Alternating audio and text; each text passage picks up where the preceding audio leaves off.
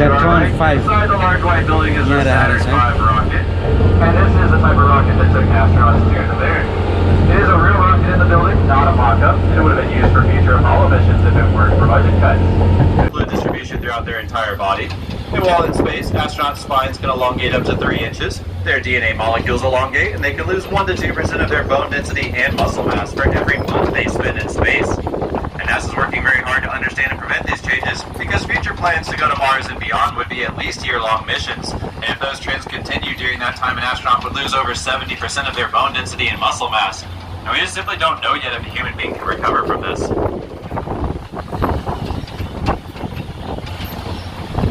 And up ahead on our right, you'll see a large gray building.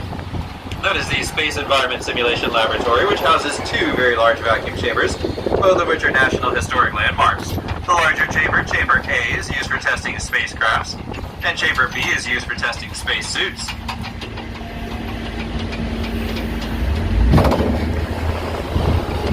Next to the building, you can see some large gas storage tanks, and those contain liquid nitrogen kept at 320 degrees below zero. The nitrogen is pumped into the vacuum chamber and used to simulate the cold, harsh atmosphere of space, so the engineers can test the tolerance of spacecraft and equipment. In 2017, this facility tested the James Webb Space Telescope, which is an international partnership between NASA, the European Space Agency, and the Canadian Space Agency. And this telescope will see far beyond what the Hubble Space Telescope can, allowing us to study every phase in the history of our universe. Now you'll remember I mentioned that flag on top of the Christopher C. Kraft Jr. Mission Control Center over to our right. You'll notice it is flying at half-mast, and also today is December 7th, which is the anniversary of Pearl Harbor.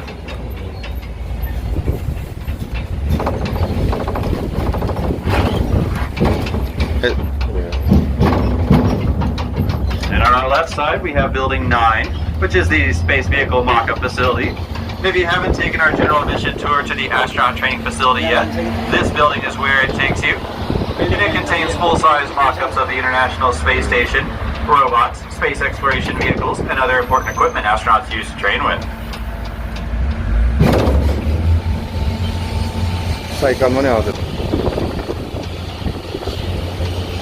Now, there is no way to create total weightlessness here on Earth, but NASA does have some tricks. About 4 miles away from here, astronauts practice for all spacewalks in a giant water tank called the Neutral Buoyancy Laboratory.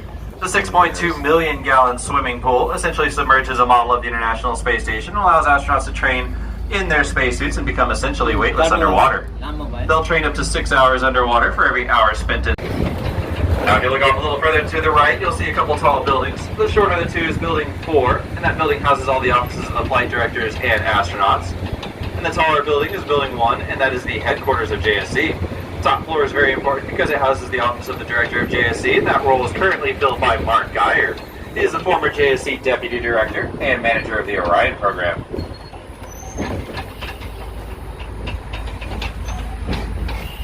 On the left, you'll see a circle of trees set back from the road.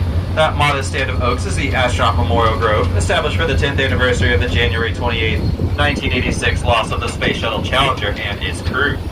Another group of 7 oaks was added after the deaths of the crew of the Space Shuttle Columbia on February 1st, 2003, as well as a set of 3 oaks in remembrance of the Apollo 1 astronauts. So as we pause here, spaceflight is neither safe nor easy, and while we grieve at the death of an astronaut, it does not stop us from exploring space. For many of us, that loss strengthens our resolve and makes the work we do here even